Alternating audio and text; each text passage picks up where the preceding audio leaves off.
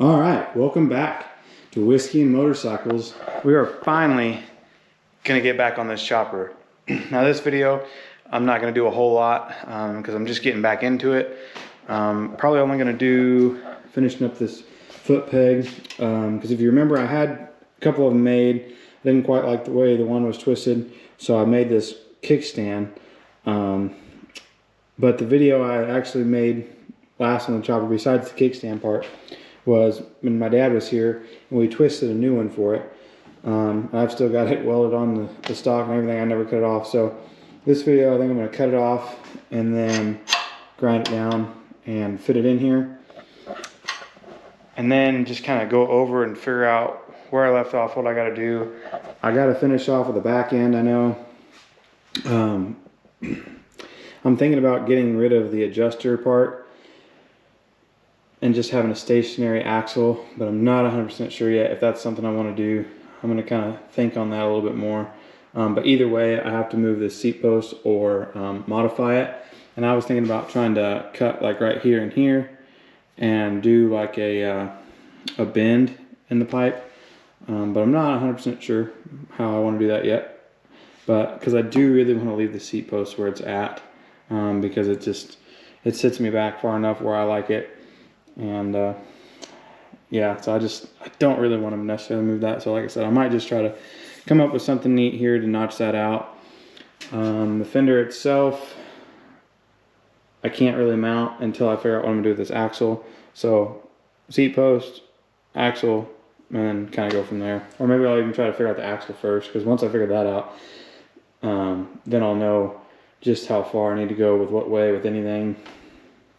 And it would help a lot, because at that point I could almost move the axle back to where I wouldn't have to do much to that seat post, if anything at all. So other than that, I don't know, I still got a lot of stuff to do to it, but that's kind of what I was working on when I left off. Another reason why I was kind of hoping to get this wheel more forward, which I'll have to slide it forward and see if it'll be enough anyways, but I was really wanting to mount the brake caliper in between the two cross beams back here, but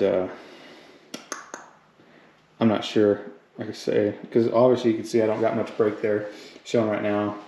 I can't really slide it forward right now at the moment, but I'm hoping to have enough to where I can get like I was wanting to get a 2-piston caliper, but we'll see how much room I have. But anyways, I'm gonna go ahead and put this camera down. We'll go over to the vise, and I'll cut and get that other peg ready to go. I'll take this one off because I want to make sure they're the same length, and make sure I cut them and grind them down to pretty well the same.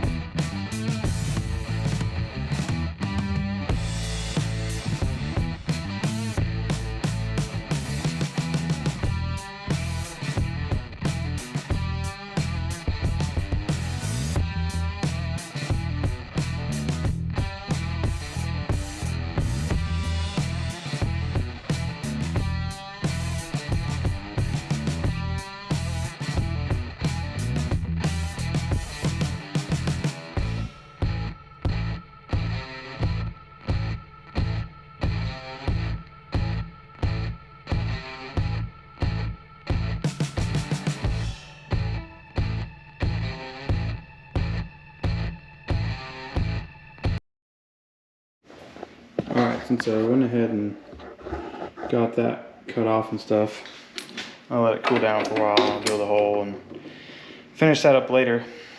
But for right now, I'm going to test and see what I can do with this back wheel. Like I was telling you guys, I want to see if I can slide it forward or something maybe.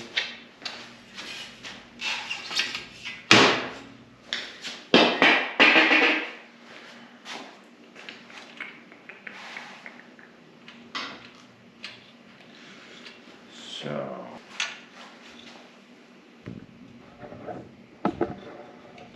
I'm gonna get what do we have here?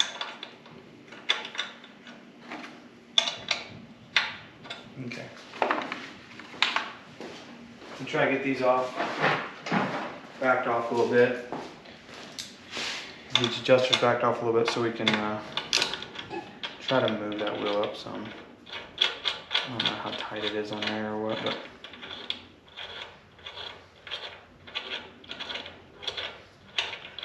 not worried about trying to get it to run straight at the moment. I can do that later when I really need to.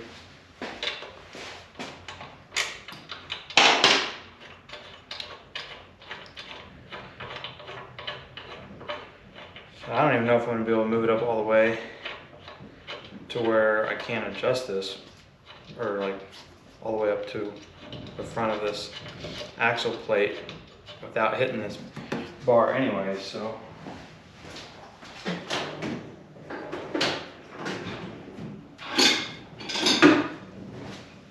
I have to see. There we go.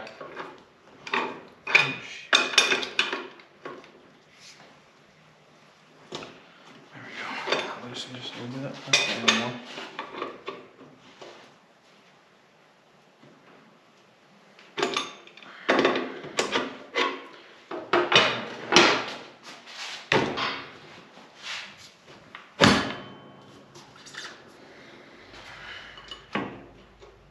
Okay, so yeah, that's pretty much all the way. And it hits that, so. Can't quite tell how far it is off of being all the way though.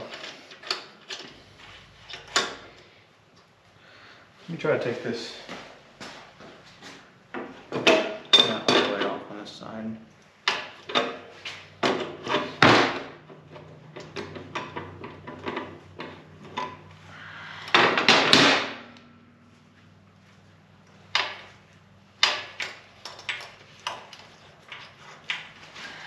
I don't know if we're gonna be able to see it or not for sure, but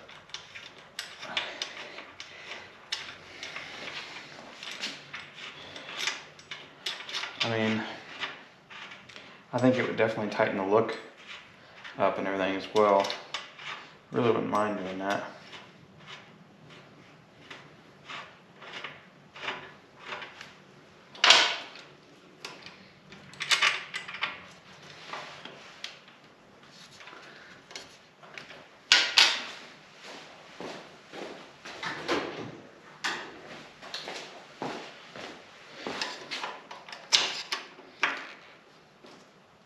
Oh yeah, it's all the way up against it, so I mean that's good. It's good to know that we're really not far off.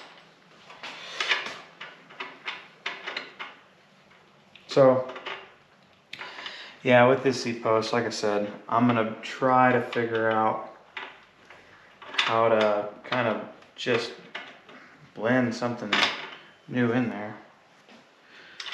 That's really kind of boogered up. There we go. I need to take like a file to there or something, clean it up. But yeah, I think I'll do that because this bar down here, it's still just tack welded in, so I can move that forward pretty easy. Not a big deal. I could still move this whole seat post forward, but I would have to move it way forward, and then those springs aren't going to be sitting where I want them, like I have them now. Like I said, I really like where the seat's at, so I don't want to move the seat. But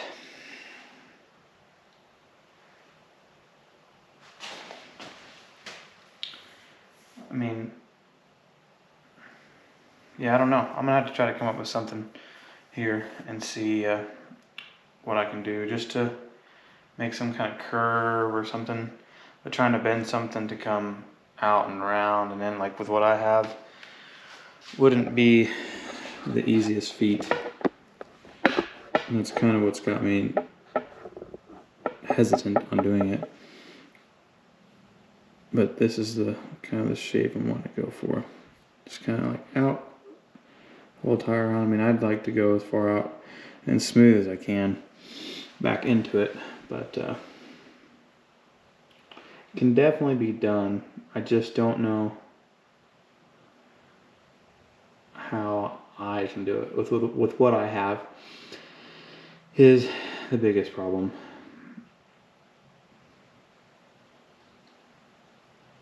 But that's what I think I'm gonna do for sure, because that gives me a lot more real estate here. I mean, I've got all the way up until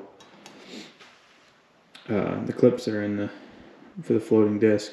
So I've got more than enough room to fit a brake disc here now, and a 2-piston one, I'm sure of. So that's good. I like that. Because a lot of guys mount them up here, wherever, but I don't know. I really like the look in here. For me, I just think it looks cleaner, and I feel like it's got a good strong hole between the two. I don't know. That's what I want to do. So that's what I'm going to do.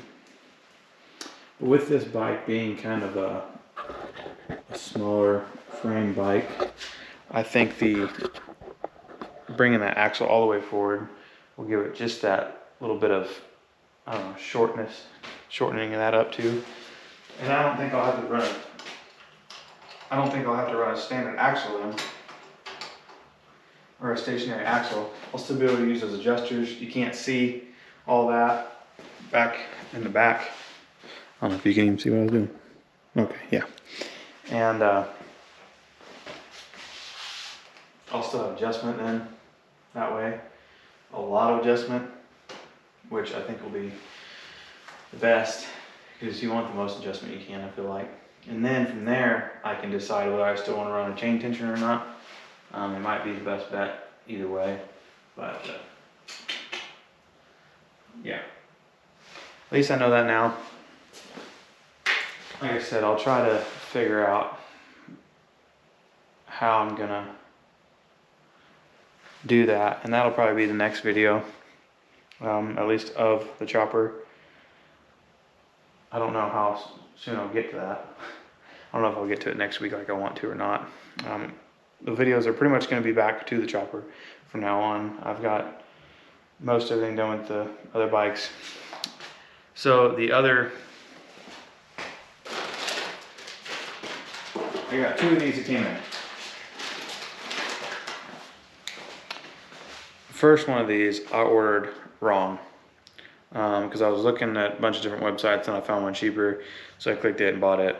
Well, it was for a different year model anyways, so this one did not work. It was the wrong pins. I'm gonna send it back. So I got the right one ordered. If you don't know what I'm talking about, I had an LED problem with my bike. I put the relays and everything in it, and the right turn signal was working fine. The left one wasn't working at all, so I thought it was the turn signal module, but the TCM, and I was gonna get this to replace it, plug it in. Got this, plugged it in, and some of the reviews where you have to hold the button for a second or two before they come on, so they weren't working right away, and I kind of forgot that, and then I held them, and then finally it came on, but the flash was very fast. It wasn't like sequential fastness, but it was just the blink itself was fast. It was like at a standard rate kind of blink, but the blink itself was just fast. So it just didn't illuminate very long, and I didn't like that. And the holding it down for multiple seconds, I was not a fan of. The hazards weren't working. So I'm ditching this, and I might just get a new TCM in general. However, the left turn signal is working again now after I plug this in, plug that back in. The right turn signal still works fine. Left turn signal works pretty good, but the front one flashes a little weird. The back one's flash normal, but the front one, I'll just show you real quick. But the hazards don't work now. So I really think it's either that module or something else going on. Also, I've got soft floors put on. Don't mind the foam. That was just a test piece. I'm trying to figure out for the winter, you know, get less air through there, whatnot. I don't know if it really worked too great, so.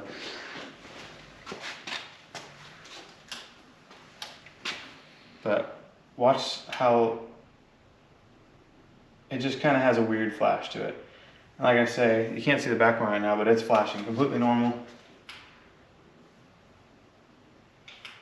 And that's the right blinker. It's working fine. So anyways, there's that. But other than that, that bike's all good to go. So I do have one filler video idea, I guess, if you will, until I can get back on the chopper either next week or the week after or whenever. There's going to be a break probably, unfortunately, but I'm really going to start hitting it hard again here soon. Be all back to chopper content. Hopefully you guys are happy about this one. Sorry, I had to plug the camera in, but anyways, yeah, like I said, hopefully you guys are happy that we got a little bit of chopper content this week. I know it wasn't much. It was kind of just catching up.